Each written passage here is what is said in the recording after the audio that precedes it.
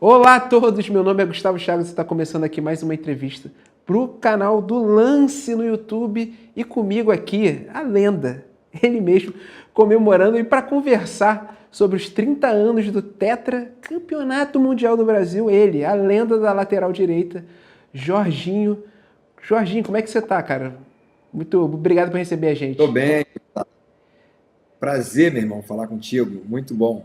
E é sempre muito bom falar com o Lance. Pô, imagina. Pô, cara, qual é a sua relação com o Lance? Também ia na banca, comprava? Ah, Porque, cara, comprava. pô, comigo Eu, era loucura. eu sou da geração, cara, que o que a gente tinha de informação era rádio, televisão, a revista e jornais. Então o Lance era certo. Pô, com certeza, sempre comprava, sempre comprava. Pô, é muito bom, não tenha dúvida que fez parte da nossa vida, a forma, né, como era o jornal. Então, até hoje eu tenho morte é um saudosismo do caramba, mas é muito gostoso. Foi um tempo maravilhoso.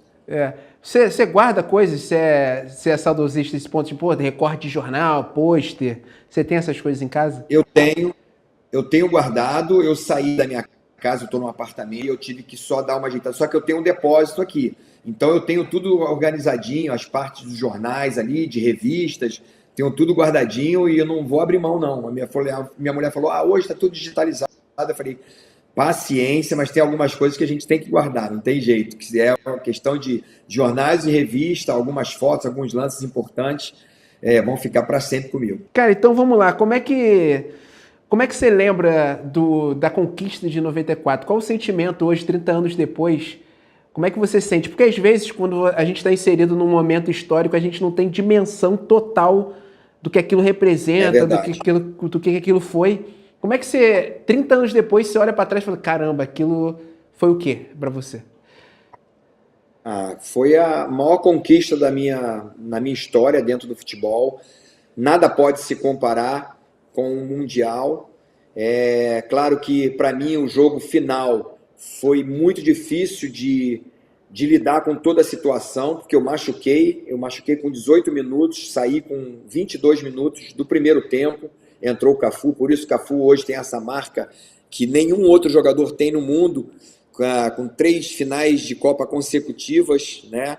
Disputando ali 94, 98, 2002. Eu acho maravilhoso isso, porque é realmente um grande vencedor, um cara que passou por experiências maravilhosas aí e conseguiu vencer na vida, né? Experiências difíceis e conseguiu vencer na vida.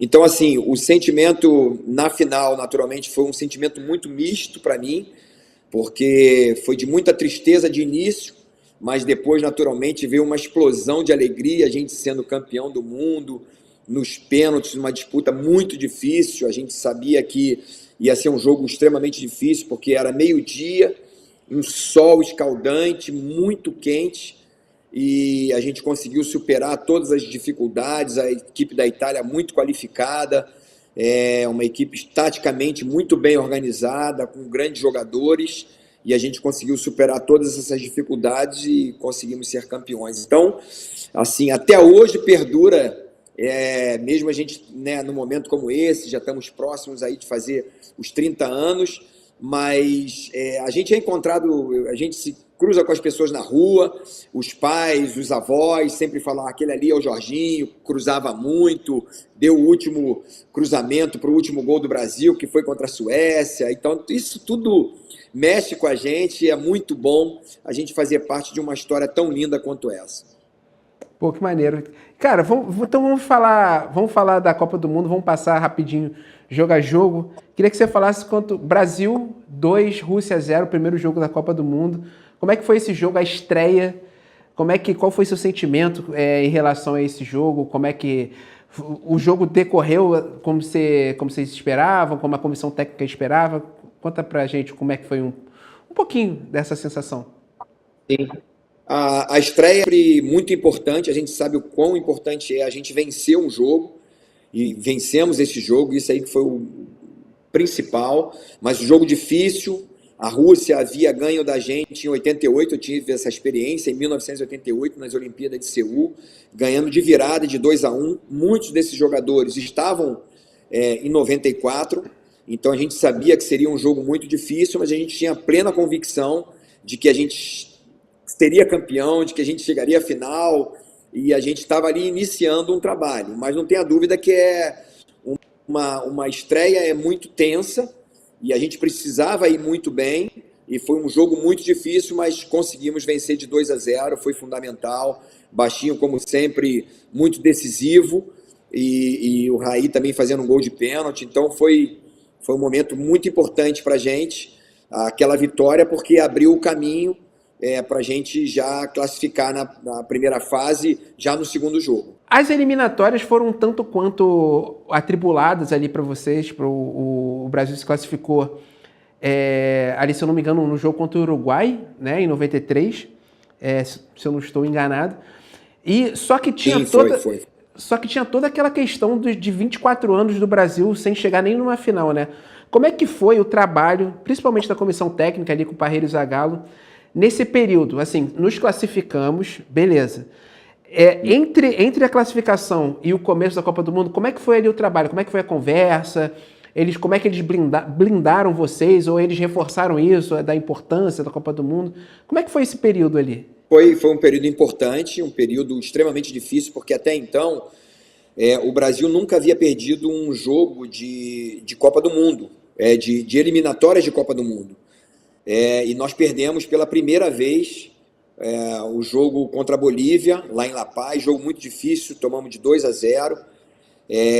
Nesse período já a gente jogava basicamente contra todo mundo, né? Antes, as eliminatórias de Copa do Mundo eram por chaves, e a gente pegou um período em que a gente jogava contra todo mundo, ida e volta. Então, assim, se tornou muito mais difícil. Jogando em La Paz era extremamente difícil jogar lá. Eu já tinha tido essa experiência. Eu fui campeão sul-americano em La Paz, sub-20. Depois a gente foi campeão mundial, né, no México. Então, assim, a gente sabia o quanto seria difícil a gente classificar, mesmo porque o futebol estava sendo cada vez mais globalizado, todo mundo tendo muita informação de todo mundo, já vídeos sendo enviados. Antigamente, para você ver um jogo, você tinha que ir até o país para poder ver um jogo, e já existia, não uma plataforma como a gente tem hoje, com muita facilidade, mas já existiam algumas possibilidades de gravações para poder enviar aquelas fitas antigas. Então, assim, a nossa comissão técnica foi muito fundamental nesse momento, das dificuldades que a gente passou dentro das eliminatórias, porque perdemos. A gente chegou aqui no Brasil, você tem ideia, depois que nós perdemos para a Bolívia, nós fomos jogar em São Paulo contra o Equador, e nós ganhamos de 2-0, mas nós fomos vaiados do início ao fim. O torcedor paulista queria Telê na seleção, do Parreira, queria, por exemplo, me vaiaram o tempo todo, porque eu tive até o privilégio de jogar no São Paulo, mas na época ali o Cafu era jogador do São Paulo, então eles queriam que o Cafu entrasse, então vaiado o tempo todo, mas a gente conseguiu uma vitória. E quando nós fomos para Recife, foi ali que a gente deu realmente uma vitória maravilhosa, ganhando de 6 da Bolívia, e assim, mudou completamente o panorama da seleção. E nesse período, então, tanto o Parreira quanto o Zagallo foram extremamente importantes, conversando com a gente, dizendo que, o Zagallo falando que em alguns momentos também, em algumas outras eliminatórias que ele passou, que ele tinha sido já tricampeão, 2 vezes como jogador e uma como treinador, e ele sabia muito bem, ele sempre falava: acreditem, nós vamos classificar e nós vamos ser campeões, mas existe todo esse processo que a gente precisa passar, existem essas lutas que a gente precisa ultrapassar, que a gente vai ter obstáculos, mas a gente vai conseguir vencer. E também nesse período teve aquele problema do Romário, o Romário não vinha sendo convocado, e no último jogo contra o Uruguai, o Romário foi convocado e ele foi extremamente decisivo, e eu acho que foi convocado num momento muito importante. Talvez, eu nem sei, mas talvez, se o Romário tivesse vindo antes, provavelmente a gente poderia talvez ter tido um problema de relacionamento, E quando aconteceu isso, ainda deu uma tranquilidade, porque a gente teve um período grande sem convocação e fomos convocados depois, naturalmente, para amistosos, depois para a Copa do Mundo. Então, assim, a comissão técnica era muito experiente. O Zagallo, com toda a sua experiência como jogador, como treinador e agora como coordenador técnico. O Parreira tinha sido preparador físico da seleção, depois passou a ser o treinador. Então, todo esse processo que eles passaram, com certeza contribuiu muito para que a gente chegasse aonde nós chegamos ali, naquele jogo, que foi um jogo extremamente difícil contra o Uruguai. A gente precisava apenas de um empate, mas conseguimos vencer um jogo, e a gente, naturalmente, ficou muito feliz com a convocação novamente do Romário, que foi extremamente decisivo para aquele momento para a gente. Pô, maravilha.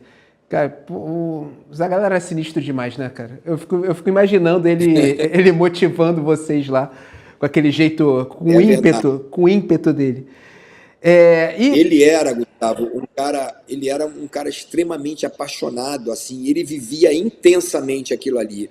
E eu acho que essa junção dele com o Parreira foi muito importante, porque o Zagallo tinha toda a experiência como um atleta, toda a experiência como um treinador, e ali como auxiliar técnico, um coordenador, ele trazia situações do coração do atleta, da mente do atleta, coisa que, claro, o Parreira já conhecia por toda a experiência que ele tinha, mas ele não viveu isso como um atleta, e o Zagallo viveu isso. Então, o Parreira, com toda a sabedoria, todo o conhecimento tático, toda a inteligência dele, juntava com tudo isso que o Zagallo também tinha como treinador e como um ex-atleta, mas juntava aquela questão da paixão, da motivação, da alegria de vestir a camisa amarela. Então, assim, ele passava isso pra gente diariamente. Pô, maravilha. E voltamos para a Copa do Mundo. A gente já falou sobre o jogo contra a Rússia. No jogo entre Camarões e no jogo contra a Suécia, qual foi o mais complicado e quais foram as especificidades ali? Porque são duas escolas distintas ali de futebol, né? A escola africana e a europeia ali, entre Camarões e a Suécia. Qual foi o jogo mais complicado e quais foram as especificidades assim, de cada jogo? Bem, o jogo do Camarões, a gente sabia, por exemplo, que a gente ia enfrentar uma equipe que jogava um futebol muito mais solto, muito mais, vamos dizer assim, mais alegre. A gente sabia disso, né? Mas que era uma equipe, vamos dizer, inconstante. Era uma equipe que poderia tudo dar certo, mas também poderia tudo dar errado para eles. Principalmente dependeria da nossa postura, como a gente ia encarar aquele jogo, se a gente ia achar que estava tranquilo, que a gente ia vencer a qualquer momento. Essa foi o mais importante, que a gente entrou naquele jogo completamente concentrados, querendo vencer um jogo, não dar oportunidade para Camarões. A gente sabia que eles eram perigosos. Então foi o que aconteceu, a gente venceu um jogo de 3-0, não foi simples, mas assim, as coisas foram acontecendo, foi construindo até o Romário fazer o gol, e depois eu dei um cruzamento maravilhoso para o Márcio Santos, e ele conseguiu fazer o gol. A gente conseguiu vencer aquele jogo de 3-0, e nos deu assim a classificação. Eu creio que o jogo contra a Suécia foi um jogo mais difícil, porque é uma escola muito bem organizada. A gente sabia o quanto seria difícil aquele jogo, e eles saíram na frente, conseguiram fazer 1-0, a gente conseguiu empatar. Então foi um jogo extremamente difícil, e foi uma preparação, né, para uma final que a gente não poderia imaginar que seria contra a Suécia. Então, aquele jogo realmente foi extremamente difícil, as duas equipes não querendo também perder o jogo, não se expondo tanto, mas foi um jogo assim que nos deu uma noção daquilo que a gente enfrentaria na final, e foi o que nós vimos realmente na final, mas não vamos antecipar. Ainda teve ainda oitavas, quartas, semifinal e por aí vai. Mas realmente o jogo contra a Suécia foi mais difícil do que contra os Camarões. Perfeito. E oitavas de final, Brasil e Estados Unidos. O Brasil passou ali 1-0, apertado, e ainda teve aquele lance muito marcante, para mim, uma das maiores injustiças. Eu lembro, isso aqui está cravado na minha memória, aquela injustiça que foi a expulsão do Leonardo, né, naquela suposta cotovelada, mas ele estava tentando só se desvencilhar do jogador dos Estados Unidos. Primeiro, qual foi a sua sensação? Você olhou aquele lance e falou assim, não, pô, não foi nada? Ou qual foi a sua impressão no campo, assim? Não, foi a cena foi muito forte. É claro que a gente ali no campo, a gente só viu uma cena uma vez e a gente achou, porque quem conhece o Leonardo sabe muito bem que ele jamais daria uma cotovelada num adversário. E a gente vê claramente nas imagens depois que o Tab Ramos ele estava quase que por baixo, ele estava segurando o Leonardo, ele quase que se levantando. Se ele tivesse na altura normal, automaticamente essa forma do Leonardo tentar se livrar, a cotovelada pegaria no peito dele, não seria nenhum problema. Talvez ele tomasse ali, no máximo, estourando ali um amarelo. Mas, infelizmente, a cena foi muito forte e ele teve uma convulsão, porque pegou exatamente aqui nele, né? E ele teve uma convulsão muito grande e, com isso, jogo contra os Estados Unidos, independência dos Estados Unidos, 4 de julho, quer dizer, o calor que estava naquele jogo, o calor humano que estava, a torcida, né, pegando no pé mesmo. Então, estava muito difícil ali para o árbitro. Naquela oportunidade a gente não tinha o VAR, né? Seria muito pouco provável que ele não desse o cartão vermelho para o Leonardo.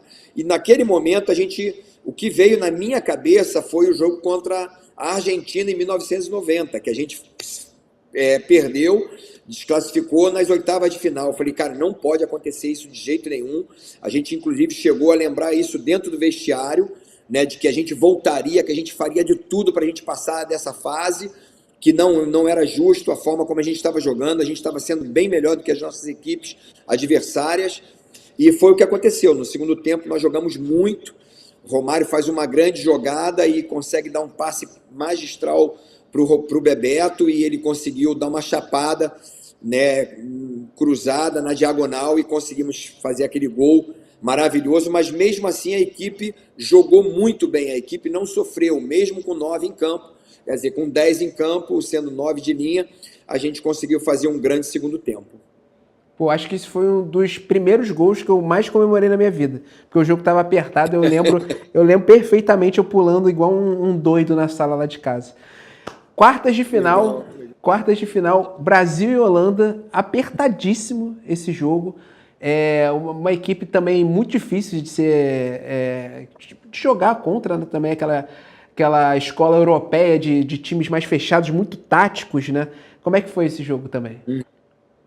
Foi extremamente difícil para mim, apesar de saber que, né, o jogo contra os Estados Unidos foi um jogo muito difícil da gente ganhar, a gente com um jogador a menos, mas esse jogo aí a gente tomou um susto muito grande, porque a gente estava muito bem no jogo, a gente estava ganhando de 2-0 da Holanda, e de repente os caras conseguem fazer 2 gols e mudar o jogo completamente. Eles começaram a ter mais oportunidades, mas que bom que a coisa foi bem rápida, que o branco, né, sofreu uma falta e depois bateu aquela falta maravilhosa que o baixinho teve que se encolher todo para poder a bola passar, né, que era um espaçozinho muito pequeno entre ele e o adversário.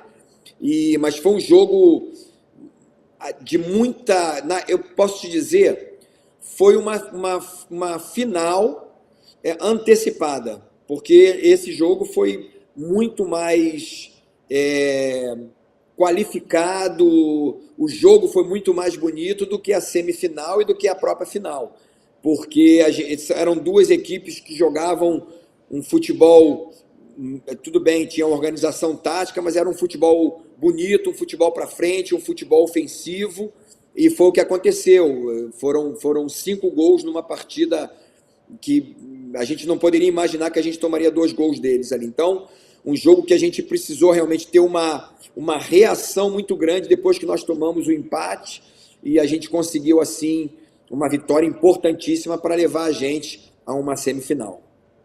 Pô, maravilha. E semifinal, voltaram a encontrar com a Suécia, também um placar muito apertado. Como é que foi esse jogo? Um dos jogos que eu tentei cruzar mais na minha vida, e claro que no momento ali, a gente, como você mesmo falou desde o início, na primeira pergunta, a gente não tem noção muito de muita coisa que acontece, a gente fica com alguns flashes, porque a gente está tão compenetrado naquilo que a gente faz, que a gente acaba, alguns detalhes passam despercebidos, que a gente não consegue ver o lance novamente, né? Não tinha essa possibilidade de telões e de mostrar isso para a gente naquela oportunidade.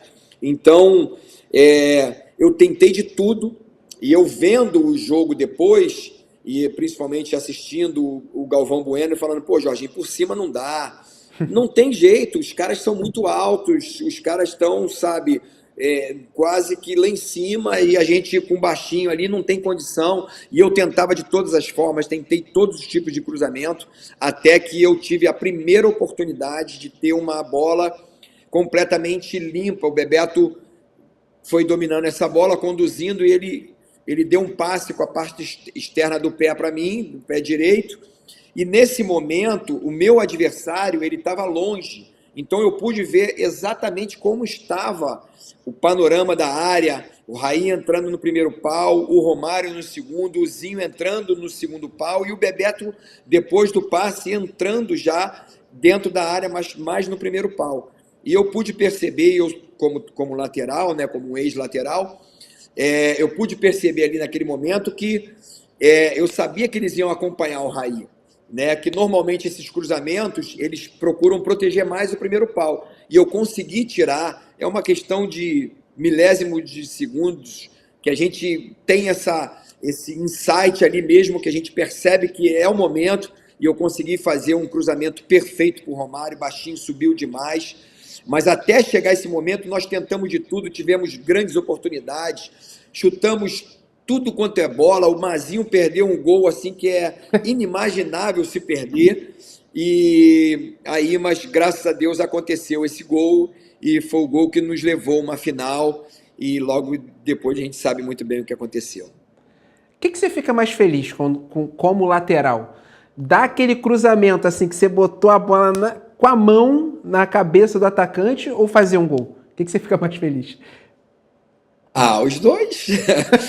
Para mim, os dois são gols, né? Na realidade, eu me considero ali, naquele momento que eu passei por Romário, eu dei, claro que ele teve uma impulsão maravilhosa, ele baixinho, uma impulsão maravilhosa, e a forma como ele cabeceou, que ele, né, crava para baixo, ele sabe que pro goleiro é quase que impossível pegar uma bola dessa, se ela vai meia altura, se ela vai um pouquinho alto, o Raveri provavelmente teria uma possibilidade, mas no chão, como ele fez, é impossível. Então, assim, mas o regozijo meu, naturalmente, principalmente se tratando de Copa do Mundo, uma semifinal, com certeza, para mim, como se fosse um gol. Agora, eu já fiz outros gols, já fiz gol em final de Bundesliga, né, na Alemanha, também foi maravilhoso, um sentimento maravilhoso, mas pode ter certeza que eu vibrei tão quanto eu tivesse feito um gol.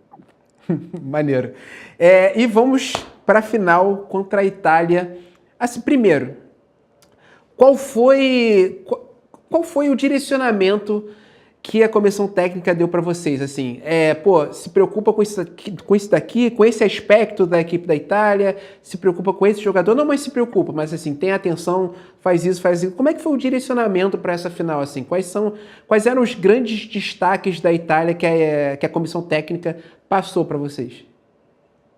A gente sabia, por exemplo, que a Itália era muito forte na bola parada, era uma equipe extremamente qualificada, taticamente, defensivamente, eles eram muito fortes, a gente sabia o quão seria muito difícil realmente assim furar esse bloqueio, hoje a gente chama de quebrar essas linhas de marcação, né, da Itália, porque tinha muita qualidade, você ter um Baresi, você ter um Maldini, jogadores de extrema qualidade.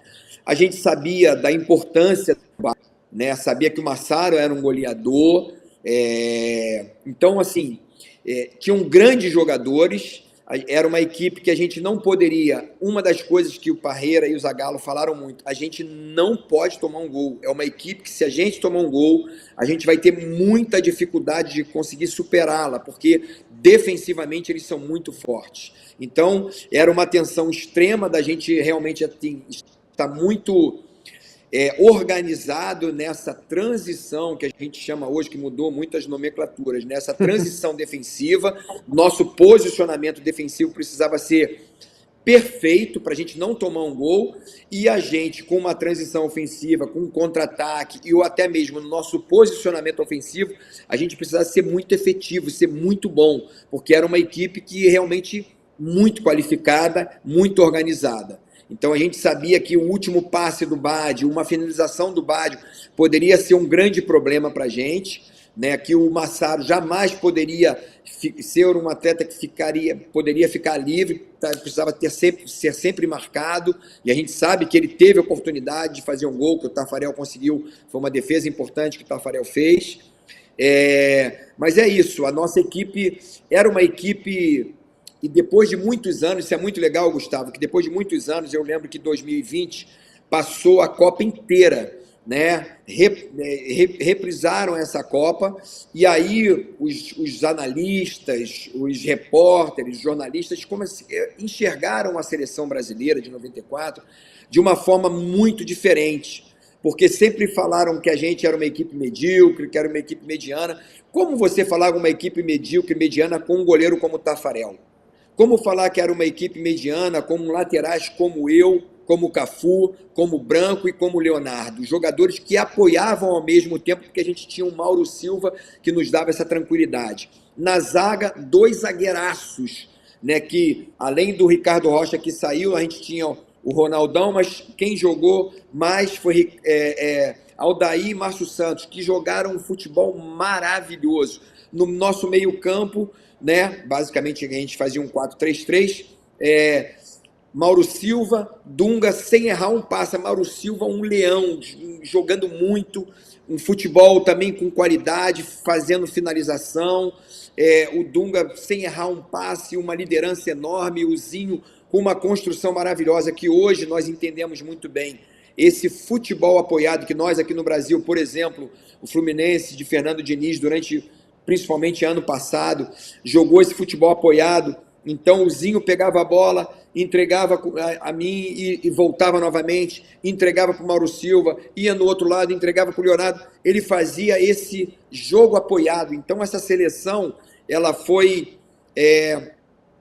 ridicularizada durante muitos anos, ao ponto de chegar até 2020, depois das pessoas reconhecerem que o Brasil era uma equipe extremamente qualificada taticamente, era qualificada tecnicamente, não apenas coletivamente, mas individualmente, porque o nosso meio-campo era muito construtor. Aí tu tinha ali, além disso, o Raí, e aí tu tinha o Mazinho, que facilitou muito o meu trabalho, quer dizer, era um 4-4-2, né, basicamente, mas a gente muitas vezes ficava num 4-3-3, com o Raí no meio-campo, junto com Dunga, Mauro Silva e Raí, e o Zinho mais pelo lado esquerdo, Bebeto pelo lado direito, Romário centralizado, mas defensivamente a gente fazia 2 linhas de 4 com Bebeto e Romário à frente da gente.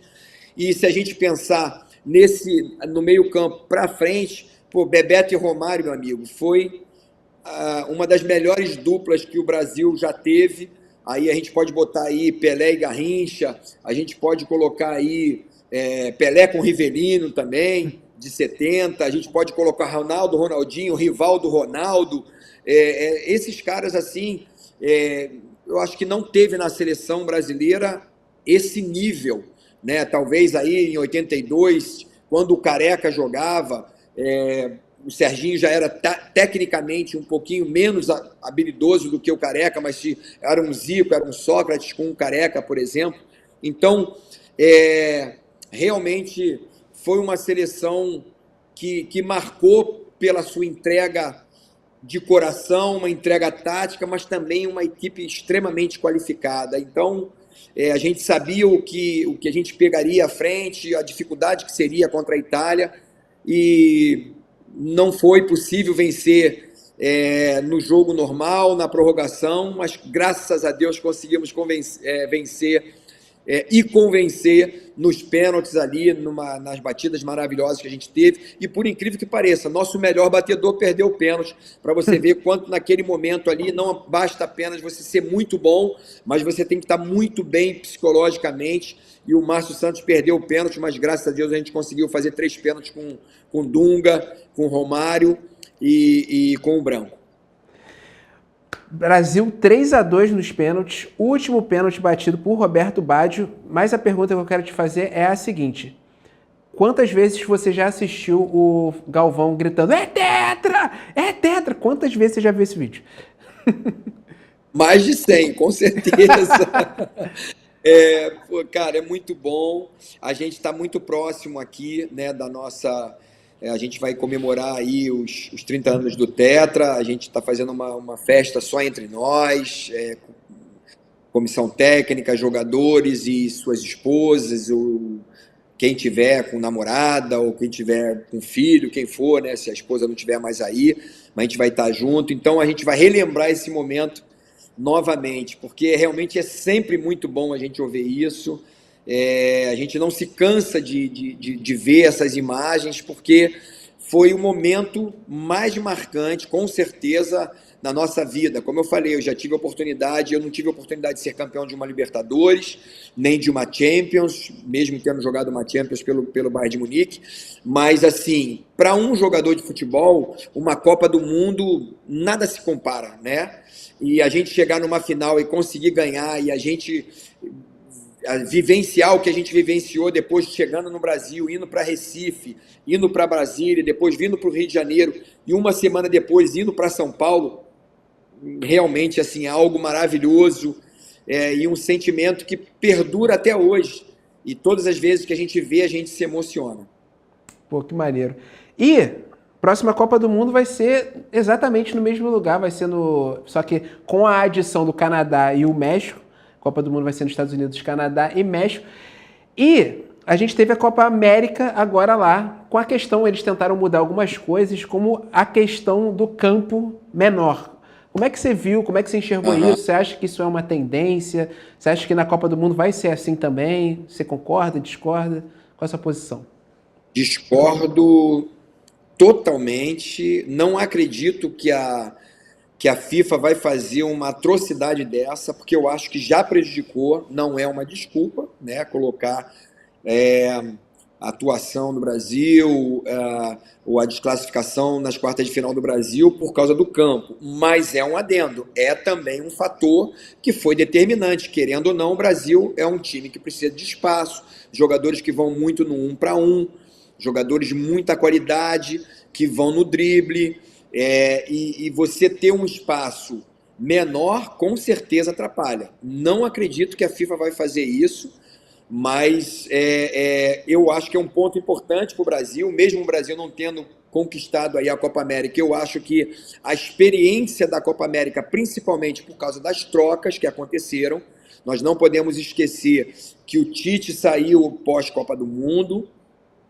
e o presidente demorou demais, primeiro, a colocar pessoas de extrema qualidade do lado dele, como são hoje os diretores executivos, o caso, né, foi primeiro o Dorival, até mesmo, quer dizer, primeiro foi colocado o Ramon Menezes como treinador interino.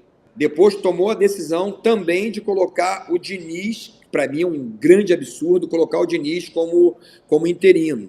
Né? E tu não ter ninguém para você dialogar. Com quem que o presidente dialogava nessa oportunidade? Não tinha o Rodrigo Caetano nessa oportunidade, não tinha o Cícero nessa oportunidade, não tinha nenhum campeão do mundo ali para ele discutir. Estava o Tafarel ali, mas eu tenho certeza que, e muito provável, que não conversava com o Tafarel sobre uma situação dessa. Então, as decisões foram tomadas pelo presidente, colocaram o interino 2 vezes, e um absurdo o Diniz ser um interino, porque para mim não cabe na minha cabeça um campeão da Libertadores ser interino, né? Esperando ali, por exemplo, chegar o Ancelotti, que na realidade não chegou, e o cara seguiu o caminho dele lá. Mas assim, com todo respeito ao Ancelotti, naturalmente, com um grande vencedor no mundo do futebol, mas, cara, o Diniz não poderia esperar mais nenhuma interino.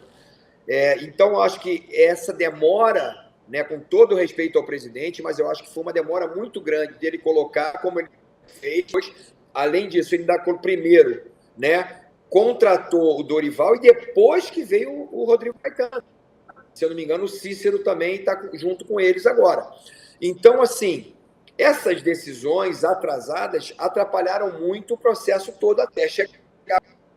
Com certeza, se o Dorival tivesse pego, ou se o Diniz tivesse sido mantido até agora, com certeza a gente teria um futebol mais organizado, mais qualificado, as decisões teriam sido melhores, com certeza. Mas isso também é um alerta, tanto para o Dorival como para todos os atletas, que Copa do Mundo não é simples, é muito difícil, é um torneio de 7 jogos que você tem que fazer o seu melhor, você tem que minimizar os teus erros, tem que qualificar cada vez mais o seu potencial a uma Copa do Mundo. E é o que nós esperamos. Depois de 24 anos, quem sabe a gente não volta novamente aos Estados Unidos e é campeão do mundo. Pô, perfeito. Tomara. E, para finalizar, primeiro, muito obrigado por aceitar aqui o convite, trocar essa ideia e contar tanta história maneira. E eu gostaria de perguntar quais são os seus planos para um futuro próximo. Bem, eu sou treinador, estava agora há pouco lá no Buriram, na Tailândia, fui campeão, fiquei lá aproximadamente 2 meses, tinha um contrato de 15 meses, até parece uma coisa, pô, mas por que saiu? A realidade, assim, eu não sou uma marionete, eu sou um treinador que respeito bastante os meus superiores, isso é muito importante falar. Eu sei que o futebol hoje, a gente tem, como eu já falei aqui sobre seleção brasileira, a gente tem um diretor executivo, a gente tem os presidentes, ou tem o CEO, dependendo se o clube tem SAF ou não. Eu sei que hoje a gente discute tudo, a gente passa tudo, todas as informações, microciclo, macrociclo, os treinamentos, tipo de treinamento, filosofia de trabalho, sistema de jogo, tudo isso a gente discute, né, com os meus superiores, não tenho nenhum problema disso, mas a decisão de tomar se quem vai entrar, tipo de treinamento, horário dos treinamentos, tem que ser do treinador. E lá, infelizmente, o presidente, ele mandava em tudo. Ele decidia tudo, inclusive substituições durante o jogo e mudança de jogador no treinamento. Então, eu não consegui superar uma situação dessa, não consegui suportar uma situação dessa. Falei, olha, com todo respeito, né, eu respeito bastante o presidente, eu sei da importância dele, que o clube é o que é hoje, por causa o presidente investiu muito lá, a cidade é o que é, cresceu junto com o clube, mas eu não consigo trabalhar onde que, literalmente, o presidente, até nos treinamentos, ele quer determinar o que fazer. Então, eu pedi uma rescisão de contrato e acabei saindo e estou no mercado, estou ligado, estou atento, estou vendo tudo aqui, Série A, Série B, já tive algumas oportunidades, já sondagens de ir para fora novamente do país, seja na Ásia, principalmente hoje meu mercado é mais na Ásia ou aqui no Brasil. Estou aí atento a tudo para que a hora que aparecer a oportunidade eu esteja muito bem preparado para seguir a minha carreira como treinador. Pô, muito obrigado, obrigado demais. E você que assistiu a gente até aqui, não se esqueça de se inscrever aqui no canal do Lance, não se esqueça de acompanhar, entrar no site do Lance. E, Jorginho, foi uma honra, muito obrigado e até a próxima.